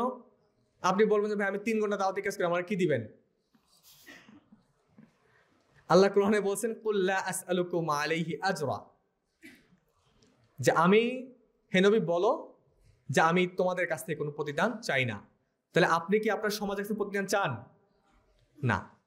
তাহলে আমাদের দাওয়াতি কাজটা হতে হবে একেবারে নিঃস্বার্থ দাওয়াতি কাজ, যেই দাওয়াতের মাঝে আল্লাহ সন্তুষ্টি থাকবে এবং শুধুমাত্র আমরা আল্লাহর দিকে ডাকবো, আমাদের রবের দিকে মানুষকে ডেকে নিয়ে আসবো। এখানে আমাদের সম্মান, কর্তৃত্ব কোনো বিষয় যেন আমাদের মাথায় না থাকে। প্রিয় ভাইয়েরা, আয়াতের বাকি অংশে আল্লাহ সুবহানাহু ওয়া তাআলা বলছেন যে তোমরা আমার দিকে মানুষকে ডাকবে। কিভাবে ডাকবেন? একটা রশি নিয়ে যাবেন, হ্যাঁ, একটা রশি নিয়ে যাবেন, গিয়ে বাজারে যত মানুষ আছে বেঁধে নিয়ে আসবেন। কি করবেন? গিয়ে ঝগড়া লাগিয়ে দিবেন? আল্লাহ সুবহানাহু ওয়া তাআলা এই জন্য বলছেন যে হক দাওয়াতি কাজ করতে হবে, এই কথা সত্য, তোমরা সেটা কিভাবে করবা? বিল হিকমাতি। হিকমা মানে কি? যখন যা মন চায় তা বলে দিলাম। এটাই তো আজকে হিকমার সংজ্ঞা হয়ে যাচ্ছে, যে আমি যা বুঝলাম সেটা বলে দিলাম। এটা হিকমা না? আমরা দেখি সালফে সালেহিন হিকমাকে কিভাবে সংজ্ঞায়িত করছেন। ইমাম মালিক রাহিমাহুল্লাহ বলেন যে আল্লাহর দ্বীনের ব্যাপারে কোরআন সুন্নাহ পড়ার কারণে তার যে পাণ্ডিত্য তৈরি হয়, তার মাঝে নূর তৈরি হয়, যে জ্যোতি তৈরি হয়, এটা হিকমা। তাহলে আপনাকে যদি হিকমা অর্জন করতে হয়, তাহলে আপনাকে কোরআন এবং সুন্নাহর মাঝে ডুবে যেতে হবে। তাহলে ওখান থেকে নির্যাস আপনার মাঝে তৈরি হবে। এটা ইমাম মালিক বলছেন। ইমাম ইবনে জারির তাবারি রাহিমাহুল্লাহ আসাহুত তাফাসির, সবচেয়ে বিশুদ্ধ তাফসির যিনি লিখেছেন, সবচেয়ে প্রাচীন তাফসির যিনি লিখেছেন, ইমাম ইবনে জারির তাবারি রাহিমাহুল্লাহ, তিনি বলছেন যে হিকমা মানে হচ্ছে কোরআন নিজেই। ইবনে কাসির রাহিমাহুল্লাহকে আপনারা সবাই চিনেন, তাফসির ইবনে কাসিরের লেখক ইবনে কাসির রাহিমাহুল্লাহ, উনি বলেছেন আল হিকমা হিয়া সুন্নাহ, হিকমা হচ্ছে সুন্নাহ। তাহলে আমরা ইমাম মালিক, ইবনে জারির তাবারি এবং ইবনে কাসির রাহিমাহুল্লাহ কিন্তু একসাথে করে তাদের বয়ানগুলোকে আমরা এটা বুঝতে পারি যে কোরআন এবং সুন্নাহর সার নির্যাস যে নূর তৈরি হয় এটা হচ্ছে হিকমা। এটাই হলো ফাইনাল। এখানে আপনি পরিস্থিতি একটা দেখে আপনি নিজের মতো করে বলে দিলেন, এটা হিকমা না। হিকমা হলো যে কোরআন এবং সুন্নাহকেই উপস্থাপন করতে হবে, সত্যকে উপস্থাপন করতে হবে। হিকমার ক্ষেত্রে এই শব্দটা কোট আনকোট মনে রাখতে হবে যে হিকমার মাধ্যমে মিথ্যাকে উপস্থাপন করা যাবে না, সত্যকে বিকৃত করে উপস্থাপন করা যাবে না। আপনি হিকমা অবলম্বন করবেন, কিন্তু অবশ্যই আপনাকে সত্যকে উপস্থাপন করতে হবে। মিথ্যা উপস্থাপনের কোনো সুযোগ আল্লাহ সুবহানাহু ওয়া তাআলা কখনোই আমাদেরকে দেন নাই। যদি তিনি আমাদেরকে দিতেন তাহলে কি মাক্কি যুগে আমাদের নির্যাতিত হওয়া লাগতো, হিজরত করা লাগতো? বলেন, লাগতো না তো। সংঘর্ষ তো এই জন্যই হলো, সত্য উপস্থাপনের জন্য। আমরা দেখেছি যে রাসূল ইসলাম সেখানে কিভাবে হিকমা অবলম্বন করেছেন। পরিবেশ, পরিস্থিতি, ব্যক্তি, সময়, এই সব কিছুকে মাথায় রাখতে হয়। আপনি বাজারে গিয়ে যে দাওয়াতি কাজটা করবেন সেটাকে শিক্ষা প্রতিষ্ঠানে করতে পারবেন? যেই দাওয়াতি কাজ শিক্ষা প্রতিষ্ঠানে করবেন সেটা আপনি বাজারে করতে পারবেন? পারবেন না। যেটা আপনি ক্লাস 8-এ দাওয়াতি কাজ করবেন সেটা আপনি অনার্স ফার্স্ট ইয়ারে করতে পারবেন না। তার মানে এটা হিকমার আরেকটা রূপ, এটা প্রায়োগিক রূপ। যে হিকমার তাত্ত্বিক যে রূপটা আমরা বললাম সেটা কোরআন সুন্নাহর সার নির্যাস। তো প্রায়োগিক রূপে গিয়ে আপনি এটা খেয়াল রাখতে পারেন, অবশ্যই আপনাকে খেয়াল রাখতে হবে যে আপনি কখন, কোথায়, কাকে অ্যাড্রেস করে কথা বলছেন। এটা যদি হয় একটা শিক্ষা প্রতিষ্ঠান যেটা ক্লাস 8-এর স্টুডেন্টরা আছে, তাহলে তার জন্য টপিক উপস্থাপনটা কিভাবে হবে সেটা আপনাকে আগে অভ্যস্ত হতে হবে, প্র্যাকটিস করতে হবে। আপনি প্রফেশনালসদের মাঝে দাওয়াতি কাজ করছেন, অবশ্যই আপনাকে তার আগে তাদের মাইন্ডসেট বুঝতে হবে যে কোন বিষয়ে দাওয়াতি কাজ করলে তারা খুব সহজে বুঝবে, কোন কিওয়ার্ডগুলো বললে তারা সহজে বুঝবে। আপনি মেডিকেল স্টুডেন্টের মাঝে দাওয়াতি কাজ করবেন, তাদেরকে দাওয়াতি কাজ করার জন্য, তাদেরকে রিলেট করার জন্য আপনি কোন কথাগুলো বললে তারা সহজে আপনাকে আপন করে নেবে, এটা আপনাকে লাগবে। কিন্তু সেটা কোরআন সুন্নাহ ছাড়া না। অবশ্যই কোরআন সুন্নাহকে আঁকড়ে ধরে নিজের মতো করে কথা বলা যাবে না, নিজের মতো করে বিকৃত করা যাবে না। তবে উপস্থাপনের ক্ষেত্রে পরিবেশের বিষয়গুলো অবশ্যই আমাদেরকে খেয়াল রাখতে হবে। এই হিকমার ব্যাপারে এটাও একটা হতে পারে যে আমরা ইসলামের দাওয়াত দিচ্ছি, সত্যের দাওয়াত দিচ্ছি, আমরা অনেক বেশি কর্কশভাবে কথা বলছি। এটা ইসলাম অ্যালাউ করে? ইসলাম অ্যালাউ করে না। খোদ আল্লাহ রাসূলকে আল্লাহ বলছেন যে ফাবিমা রাহমাতিন মিনাল্লাহি লিনতা লাহুম ওয়ালাউ কুনতা ফাযযান গালিযাল কলবি লানফাদ্দু মিন হাওলিক। ও নবী, আপনি যদি তাদের প্রতি দয়াপরবশ না হতেন, কোমল না হতেন, তাহলে আপনার সাথীরা আপনার চারপাশ থেকে চলে যেত। আপনি যদি কর্কশ হতেন, আপনার হৃদয় যদি কঠিন হতো, তাহলে আপনার চারপাশ থেকে আপনার সাথীরা ছিটকে পড়ত। তাহলে আমাদেরকে দাওয়াতে কাজ করার জন্য এটাও এই কৌশল অবলম্বন করতে হবে যে আমাদেরকে কোমল হৃদয়ের অধিকারী হতে হবে, আমাদেরকে কর্কশতা অবলম্বন করা যাবে না, আমাদেরকে দাওয়াকে সহজভাবে উপস্থাপন করতে হবে। আল্লাহ সুবহানাহু ওয়া তাআলা কোরআনকে আমাদের জন্য সহজভাবে উপস্থাপন করছেন। ওয়ালাকাদ ইয়াসসারনাল কুরআনা লিয-যিকর ফাহাল মিন মুদ্দাকির। আল্লাহ এই কথাটা সূরা কমারে 4 বার বলছেন, বারবার তাকিদ দিয়ে বলছেন যে আমি এই কোরআনকে অবশ্যই তোমার জন্য সহজ করে দিয়েছি। আছো কি কেউ একথা শোনার?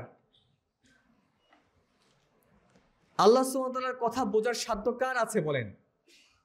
আপনি যখন একটা পিএইচডি হোল্ডারের কথা শুনেন যে ইকোনমিক্সে ডক্টরেট করছে, তার সব কথা আপনি বোঝেন?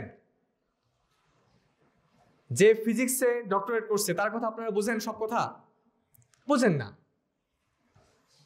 তাহলে আমরা দুনিয়াতে আছি, দুনিয়ার নানা জ্ঞান নিয়ে যারা 2-4 বছর বেশি পড়াশোনা করছে তাদের কথা আমরা বুঝতে পারি না। আল্লাহ সুবহানাহু ওয়া তাআলা আমাদের জন্য কতটা রহম করছেন যে তিনি মহাপরাক্রমশালী, মহাপ্রশংসিত,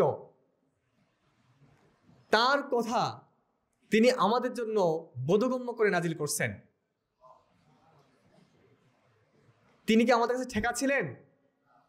তিনি যদি কঠিন করে নাজিল করতেন, আমাদের কিছু করার ছিল? এই কোরআন আমাদেরকে পড়তে হতো, এখান থেকে আমাদেরকে বুঝতে হতো। আল্লাহ সুবহানাহু ওয়া তাআলা চান আমরা সবাই ওয়াসারিউ ইলা মাগফিরাতিন মির রাব্বিকুম, তোমরা দৌড়াও তোমার রবের ক্ষমার দিকে, এমন জান্নাতের দিকে দৌড়াও যেটা আসমান জমিনের মতো প্রশস্ত জান্নাত। তাই আল্লাহ সুবহানাহু ওয়া তাআলা আমাদের জন্য কোরআনকে সহজ করে নাযিল করে দিয়েছেন, আল্লাহর সুন্নাহ। তাহলে আমরাও যদি আল্লাহর কালাম এবং রাসূলের কথাগুলোকে মানুষের সামনে উপস্থাপন করতে চাই, তাহলে আমাদেরকে সহজ করে বলতে হবে। আপনি আকীদার একটা কিতাব পড়ছেন, খুব ভালো কথা, তা আপনি এমনভাবে তার কাছে কিওয়ার্ডগুলো বলতেছেন, পরিভাষাগুলো বলতেছেন, সে কিছুই বুঝতে তার মাথার উপর দিয়ে যাচ্ছে। তাকে সহজ করে কথাগুলো বুঝায় বলা, এটা আমাদের দায়িত্ব। তাকে সুসংবাদ দিতে হবে। আরেকটি মূলনীতি ইয়াসসিরু ওয়ালা তুআসসিরু বাশশিরু ওয়ালা তুনাফফিরু, দাওয়াতকে সহজ করো, কঠিন করো না। তাকে সুসংবাদ দাও, তার জন্য দুঃসংবাদ দিও না। তো এই সব কিছুই ইসলামের গণ্ডির ভিতর হতে হবে। এই সহজতার আবার একটা নেগেটিভ দিকও আছে। সহজ বলতে যে ঠিক আছে আপনি দাড়ি রাখবেন না, সমস্যা নেই, এটা সমস্যা নেই। আপনি টুপি পরবেন না, এটাও সমস্যা নেই। আপনি সুন্নত পরবেন না, এটাও সমস্যা নেই। মানে আপনি কোনো কিছুতে সমস্যা রাখতেছেন না, এটা সহজ করা না। সহজ করা মানে হচ্ছে তার পরিবেশ পরিস্থিতি বুঝে তাকে আল্লাহর দিকে ডাকা, সত্যটা ডাকা। আপনি হয়তো আজকেই তাকে সবকিছু দিয়ে দিচ্ছেন, এটা যেন না হয়। আল্লাহ সুবহানাহু ওয়া তাআলা এই কোরআনকে নাজিল করছেন একবারে নাকি ধীরে ধীরে? বিভিন্ন সমস্যা সামনে আসছে, এই সমস্যাগুলোকে প্রেসক্রাইব করে আল্লাহ সুবহানাহু ওয়া তাআলা আমাদের সামনে কোরআন দিয়েছিলেন, রাসূলের উপর কোরআন নাজিল করেছিলেন। একইভাবে আপনি যাকে দাওয়াত দিচ্ছেন তার সামনে আপনি সব বিষয় একসাথে বলবেন না যে আজকেই সব করতে হবে, এটা না। এবং তাকে আপনি সুযোগ দেন, কাজ করতে থাকেন, কিন্তু তার মানে এটা না যে তাকে আপনি ইসলাম থেকে না বাদ দিয়ে দিচ্ছেন। এটা করার অধিকার আমাদের নাই। কারণ আল্লাহর বান্দা তার গোলামি কে করবে কে করবে না সেটা আমাদের হাতে না, সেটা আমাদের ইখতিয়ারের মধ্যে পড়ে না। আল্লাহর গোলাম হওয়া এটা সম্মানের বিষয় নাকি অপমানের বিষয়? কত বড় সম্মানের বিষয়! আমরা কি হতে চাই?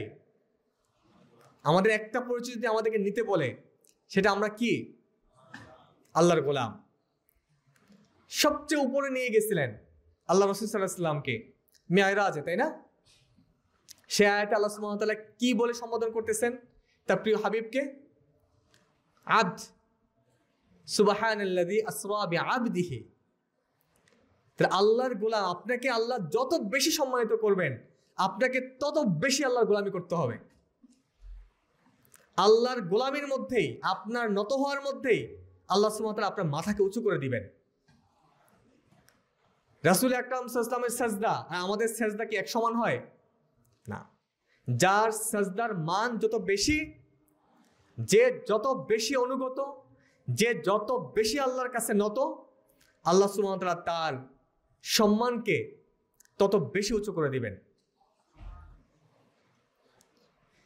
প্রিয় ভাইরা, এই জন্য সহজ করতে গিয়ে আমরা যেন বিকৃত করে না ফেলি, সহজ করতে গিয়ে যেন আমরা কাটছাট না করি, এই বিষয়টা আমাদেরকে খেয়াল রাখতে হবে। তারপর আল্লাহ সুবহানাহু ওয়া তাআলা বলছেন ওয়াল মাউইযাতুল হাসানা, যে মানুষকে আমার পথের দিকে ডাকবা হিকমতের সাথে, কোরআন সুন্নাহর নির্যাস, এ নূর, এ আলো নিয়ে তাকে ডাকতে হবে। এর সাথে সাথে তোমরা তাকে সুন্দর উপদেশের মাধ্যমে তাকে ডাকতে হবে। এই সুন্দর উপদেশের নানান ব্যাখ্যা উলামায়ে কেরাম দিয়েছেন, মুফাসসিররা দিয়েছেন, সালফে সালিহিনও দিয়েছেন। কেউ বলেছেন আত-তারগীব ওয়াত তারহিব, যে তাদেরকে উৎসাহমূলক কথা বলতে হবে। দাওয়াতের ক্ষেত্রে তাকে উৎসাহমূলক কথা বলা, তাকে সতর্কতামূলক কথা বলা, তাকে ভীতি প্রদর্শন করানো। আমরা জানি মক্কার 13 বছরে 3টি বিষয়বস্তুর দাওয়াত দেওয়া হয়েছিল: তাওহীদ, রিসালাত, আখিরাত। এই আখিরাতের মধ্যে জান্নাত এবং জাহান্নাম আছে, এখানে তারগীব এবং তারহিব আছে, এখানে উৎসাহ রয়েছে এবং ভীতি রয়েছে। একদিকে জান্নাতের দিকে ডাকা হচ্ছে, সাথে সাথে আবার জাহান্নামের কথা বলা হচ্ছে। তো দাওয়াতের ক্ষেত্রে আখিরাতকে খুব বেশি প্রাসঙ্গিক করতে হবে, কারণ এটার মাইন্ডসেটের অংশ। কাফেররা, তৎকালীন মক্কার মুশরিকরাও আল্লাহ সুবহানাহু ওয়া তাআলাকে রাজ্জাক বলে মানতো কিনা, রিজিক দাতা বলে মানতো কিনা? মানতো। এখনকার সমাজেও মানে কিনা? কে খাবার দেয়, কে ধান দেয়, কে চাল দেয়? আল্লাহ দেয়, এটা সবাই বলে। যিনি পালিয়ে গেছেন তিনিও বলতেন। তো এটা অস্বীকার করা সম্ভব হয় না, এটা অস্বীকার করতে গেলে অনেক বড় ঝামেলা তৈরি হয়ে যায়। কিন্তু অস্বীকারটা করে হচ্ছে আল্লাহর ইখতিয়ারের উপরে। তিনি যে বিধান দিয়েছেন সেখানে ন্যূনতম ছাড় দেয় না। আল্লাহর বিধানের বিপরীতে তারা সংসদে বসে বসে নিজেরা বিধান তৈরি করে, এখানে তারা ছাড় দেয় নাই। বাকি আপনি আমাদেরকে জীবন দিচ্ছেন, আমাদেরকে মৃত্যু দিবেন, আমাদেরকে রিজিক দিচ্ছেন, এগুলো কাফিরও মানত। এখনকার সময়েও লোকজন মানে মুহাম্মদ ইসলামকে একইভাবে তারা মানত। ওই যে তুমি ভালো কিন্তু তোমার কথাটা খারাপ, এইভাবে তারা আলাদা করার চেষ্টা করত, সমাজের মধ্যে এই দাওয়াটাকে দুর্বল করার চেষ্টা করত। কিন্তু যেই জায়গাটা তারা সবাই একমত হয়ে গেছিল, এটার এক ভাগও তারা গ্রহণ করে নেয়, সেটা আখেরাত। আখেরাতের ইস্যুতে তারা কি কোনো অংশ মেনে নিচ্ছিল যে আখেরাত থাকতে পারে, একটু থাকতে পারে? একেবারে কোনো কিছু মেনে নেয় নাই। এটা একেবারে পুরোপুরি খারিজ করে দিছে যে আখেরাতের দৃষ্টিভঙ্গি এটা থাকতেই পারবে না। কারণ এটা থাকলে তাদের যে আইডিওলজিটা পুরোপুরি ধসে যায়। আমাদের জীবনের বীজটা হচ্ছে আখেরাতে, গাছটা হচ্ছে দুনিয়াতে।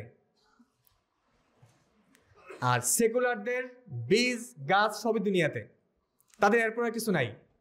যদিও তারা এগুলো ঠিকমতো বলতে পারে না। কোনো নাস্তিক মারা গেলে আরেক নাস্তিক বলে রেস্ট ইন পিস। তো কোথায় রেস্ট নিবে, কোথায় শান্তিতে থাকবে? এতদিন না বললা যে এরপরে কিছু নাই। যদিও তারা এই কথা ঠিকমতো বুঝতে পারে না, কিন্তু তারা অস্বীকার করে। আখিরাতের দৃষ্টিভঙ্গি তারা নাকচ করে দেয়। কারণ আখিরাতের দৃষ্টিভঙ্গি থাকলে মানুষ সোনার মানুষ হয়ে যায়, মানুষ আল্লাহর গোলাম হয়ে যায়, তার মাঝে পরিপূর্ণতা আসে। সে আল্লাহর আইনকে, সে আল্লাহর বিধানকে বিজয়ী করার জন্য সে সামনে কোনো বাধা দেখতে পায় না। আমাদের সামনে অনেক বাধা আছে না? চাকরি, ক্যারিয়ার, বিয়ে, সন্তান, সমাজ। দেখেন, এইটার সাথে যদি আপনি দুনিয়াকে আবার সামনে নিয়ে আসতে পারেন, তাহলে বাধা আরো বেশি জোরদার হচ্ছে। ইসলাম এখানে যেটা করছে যে না, এসব কিছুকে একপাশে রাখো, তুমি আখিরাতের দিকে তাকাও। তোমার সফলতা কোনটা? তুমি দুনিয়াতে বিশেষ করে হতে পারো নাই, সমস্যা নাই, জান্নাত পেলে খুশি তো? বিয়ে 25 বছরে করতে চাইছিলা, পারো নাই, 30 বছরে করছো, সমস্যা নাই, জান্নাতে দেয়া হবে ইনশাআল্লাহ, অনেক বেশি দেয়া হবে। বিয়ে করার আগেই মরে গেছো ইসলামের কাজ করতে গিয়ে, আফসোস নাই, দেয়া হবে। ইসলামের কাজ করতে গিয়ে হাত কেটে গেছে, পা কেটে গেছে, আফসোস নাই, তোমাকে আবার সুপুরুষ করে, সুন্দর করে, সুঠাম করে আবার তোমাকে জান্নাতে তোলা হবে। তাহলে এই যে দেখেন দৃষ্টিভঙ্গি, দেখছেন?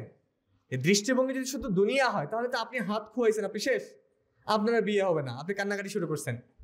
আপনার সরকারি চাকরি হবে না, আপনি কান্নাকাটি শুরু করছেন। এই কান্নাকাটি তখন থাকবে না, কারণ আপনার সামনে আখিরাত আছে। যা কিছুই হারাবে, তা কিছু হারাচ্ছে না, তা কিছু আপনার অ্যাকাউন্টে জমা হচ্ছে। আপনি যাওয়ার আগেই আপনার হাত জান্নাতে চলে গেছে, আপনি যাওয়ার আগেই আপনার পা জান্নাতে চলে গেছে। তাহলে আখিরাতের দৃষ্টিভঙ্গি তারা কোনোভাবে গ্রহণ করে নাই। তাহলে এই আখিরাতের দৃষ্টিভঙ্গি আমাদের দাওয়াতের মাঝে খুব প্রাসঙ্গিক রাখতে হবে, নিজেদের জীবনকে পরিবর্তন করার জন্য, দৃষ্টিভঙ্গি পরিবর্তন করার জন্য, এবং এই সমাজের দৃষ্টিভঙ্গি পাল্টে দেওয়ার জন্য, আখিরাতমুখী মানুষ তৈরির জন্য আমাদের চেষ্টা অব্যাহত রাখতে হবে। প্রিয় ভাইয়েরা, তাহলে আমরা মানুষকে উৎসাহমূলক কথা, শিক্ষণীয় কথাবার্তা এবং এই যে সতর্কতামূলক কথাবার্তা, এগুলো আমরা দাওয়াতের ব্যাপারে রাখবো। এটা আল্লাহ সুবহানাহু ওয়া তাআলা আমাদেরকে জানাচ্ছেন। সর্বশেষ আল্লাহ সুবহানাহু ওয়া তাআলা বলছেন যে এই হকের কাজ করতে গিয়ে তোমাদের সাথে নানান কথাবার্তা হবে। তোমরা কি করবা এই ক্ষেত্রে? ওয়াজাদিলহুম বিল্লাতি হিয়া আহসান। যে অনেক সময় তর্কের পরিবেশ তৈরি হয়ে যেতে পারে।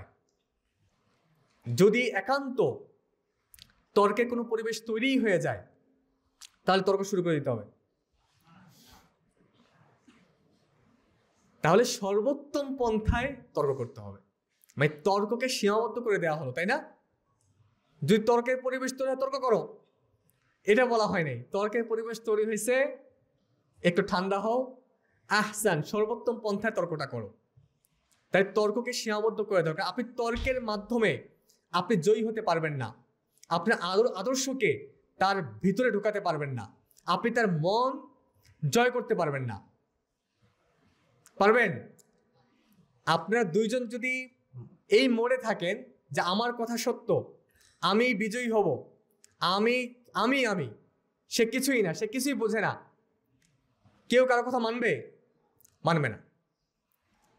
এই জন্য দাওয়াতের এই সত্য আপনি উপস্থাপন করবেন, এই সত্য বলেই সে মেনে নেবে, বিষয়টা এরকম না। এই সত্যকে যদি আপনার উপস্থাপনের ভুলের কারণে সত্য না মানে, তাহলে আমরা কিন্তু দায়ী হয়ে যাব, রাইট? মানে কোনো কিছু ভালো হলে সেটা বেশি বিক্রি হয়, বিষয় এরকম না, এটা প্রচার থাকতে হয়। আজকে আমরা মার্কেটিংয়ের যুগে আছি, দেখেন না কিভাবে ফেসবুকে মার্কেটিং হয়, কিভাবে অফলাইনে মার্কেটিং হয়। আপনি বের হলে দেখেন সাবানের অ্যাড, কেন? আপনি গোসল করবেন? তাহলে এগুলো হচ্ছে মার্কেটিং। তাহলে আপনার যে সত্য, আপনার যে হক, এই দিনে হক, এটারও আপনার মার্কেটিং করতে হবে। এই মার্কেটিং আপনি শুধু ভালো পণ্য বিদায় আপনি একেবারে অ্যারোগেন্ট, আপনি যা ইচ্ছা তা বলবেন, এটা কোরআন আপনাকে অনুমতি দেয় নাই। আপনাকে অবশ্যই সত্য কথা বলতে হবে, আল্লাহর দিকে ডাকতে হবে। সেই ডাকার ব্যাপারে কোরআন বলছে সেটা বিল হিকমা ওয়াল মাউইজাতিল হাসানা, এবং যদি মোজাদালা করতেই হয় সেটা সর্বোত্তম পন্থায়। যেন তেনভাবে নিজের কথাকে প্রতিষ্ঠিত করার জন্য কারোর সাথে তর্ক করা যাবে না। আমি শ্রেষ্ঠ, আমি মেডিকেলে পড়ি, আমি কৃষি বিশ্ববিদ্যালয়ে পড়ি, আর ওই স্কুলে পড়ে, এই জন্য আপনি যা বলবেন না, এটা করা যাবে না। বরং সত্যটা উপস্থাপন করতে হবে তার হৃদয়কে জয় করার জন্য। তর্কের মাধ্যমে আপনি সত্যটা তার ভিতরে ঢোকাতে পারবেন না। এই জন্য রাসূল ইসলাম দেখেন আল্লাহর নবীর কথার ব্যাপারে ওয়ালিদ বিন মুগীরার মতো কাফির, বিরাট কাফির, মানে ছোটখাটো কোনো চুনুপুটি না, একেবারে ওবায়দুল কাদের বা হাসিনা বা এর চেয়েও বড় মানে লেভেলের আরও কেউ, তো অনেক বড় তৎকালীন সময়ের সবচেয়ে যেমন সম্পদশালী তেমন সাহিত্যিক ছিলেন। সে বলতেছে যে মুহাম্মদের কথা তো শুনে আসলাম, তার কথা শুনে যেটা মনে হলো যে আল্লাযী ইয়াকুলু লা হালাওয়া ওয়া ইন্না আলাইহি লাতালাওয়া, যে সে যা বলে এগুলো হালুয়া, তার কথাগুলো কিরকম? হালুয়া, মিষ্টি, সুমিষ্ট।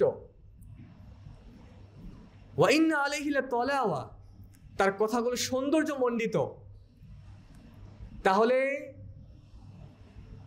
মক্কায় তৎকালীন কাফিরদের সামনে আল্লাহ রাসূল দাওয়াত দিচ্ছেন, কাফিররা স্টেটমেন্ট দিচ্ছে যে মুহাম্মদ ইসলামের কথা হালাওয়া এবং তলাওয়া, যেমন সুমিষ্ট, যতটা তার মধ্যে মিষ্টতা আছে ততটা সৌন্দর্য তার কথার মধ্যে আছে। তাহলে আমরা যদি ইসলামের বাণীকে মানুষের মাঝে পৌঁছে দিতে চাই, তাহলে আমাদের কথার মাঝে মিষ্টতা লাগবে কিনা? যে মুহাম্মদ ইসলামের কথার মাঝে মিষ্টতা প্রয়োজন হয়ে থাকে ইসলামের দাওয়া দেওয়ার জন্য, তাহলে আমাদের কথার মাঝে মিষ্টতা থাকা লাগবে, আমাদের কথার মাঝে সৌন্দর্য থাকা লাগবে। প্রিয় ভাইয়েরা, আসুন এই রংপুরের ভূমিকে আমরা দাওয়ার মাধ্যমে, ব্যক্তিগত উদ্যোগে, ছোটোখাটো অ্যাক্টিভিজমের মাধ্যমে আমরা একেবারে ব্যক্তিগত জায়গা থেকে প্রত্যেকেই দাঁড়িয়ে যাই যে ইসলামের আলো, এই সৌন্দর্য, মানুষ যেই কষ্টের মধ্যে আছে, মানুষ যে অত্যাচারের মধ্যে আছে, তাই না? আমরা গত 16 বছর অত্যাচারের মধ্যে ছিলাম না? এটা ইসলামের কারণে। কিসের কারণে? সেকুলারিজমের কারণে। যে মানুষকে কষ্ট থেকে বাঁচাতে হবে, মানুষকে মানুষের গোলামি থেকে বের করে নিয়ে আসতে হবে, মানুষকে অন্ধকার থেকে আলোর দিকে নিয়ে আসতে হবে। এগুলোর জন্য আমাদের প্রত্যেককে দাঁড়িয়ে যেতে হবে, প্রত্যেককে। এখানে কোনো দল গোষ্ঠী এগুলো কিচ্ছু না, আমরা প্রত্যেকেই দল, আমরা প্রত্যেকেই দাঁড়িয়ে যাবো। প্রত্যেকের জায়গা থেকে আমরা যে যেখানে আছি, এটা অফিসে হোক, বিশ্ববিদ্যালয় হোক, স্কুলে হোক, প্রত্যেকটা জায়গায় আমরা ইসলামের বাণী পৌঁছে দিতে আমরা নিজেরা দাঁড়িয়ে যাব। যেভাবে দাঁড়িয়ে গিয়েছিলেন সাহাবে একরাম রাদিয়াল্লাহু আনহুম, তারা পাহাড় সময় ঈমান নিয়ে সেই সময় জাহিলিয়াতের যুগে তারা দাঁড়িয়ে গিয়েছিলেন সত্যের আলো নিয়ে। তাদের সেই সংঘর্ষ হয়েছিল, কিন্তু তারা দমে যায়নি, কারণ তারা কাপুরুষ ছিল না। তারা জানতো এই কোরআন হক, এই নবী হক, এই দাওয়াত হক। অতএব এটাকে বুকে ধারণ করে পাহাড় সম ইমান নিয়ে এই রংপুরের ভূমিতে আমাদেরকে ছড়িয়ে পড়তে হবে। আল্লাহ রাসূল সাল্লাল্লাহু আলাইহি ওয়াসাল্লাম যেভাবে সাহাবীদেরকে আহ্বান জানিয়েছিলেন, বাল্লিগু আন্নি ওয়ালাউ আয়া, সেই আহ্বান আমাদের উপরে এখনো কার্যকর আছে, যে আমরাও যেন আমাদের যেটুকু বোঝ আছে ইসলামের সেইটুকু আমরা জানাই। জানাতে গিয়ে বেশি না জানাই, জানাতে গিয়ে আমরা বিকৃত না করি। না জানলে আমি জানি না সেটা বলে চলে আসা, এমন না আমি গেছি আমার সময় নষ্ট হবে, তার চেয়ে যে কোনো একটা জানাই আসি, এটা ভালো হবে না। ভুল জানানো হচ্ছে না জানানো ভালো। এই জন্য যতটুকু জানাবো অবশ্যই আমাদের সাথে জানাতে হবে। আসুন আমরা ছড়িয়ে পড়ি, আল্লাহর দিনকে প্রতিটি ঘরে ঘরে এই কোরআনের আলোকে ছড়িয়ে দিই। আল্লাহ আমাদের সেই তৌফিক দান করুক। আমিন। ওয়া আখিরু দাওয়ানা আলহামদুলিল্লাহি রাব্বিল আলামিন। আসসালামু আলাইকুম ওয়া রাহমাতুল্লাহি ওয়া বারাকাতুহু। আল্লাহুম্মা সাল্লি ওয়া সাল্লিম আলা নাবিয়িনা মুহাম্মদ।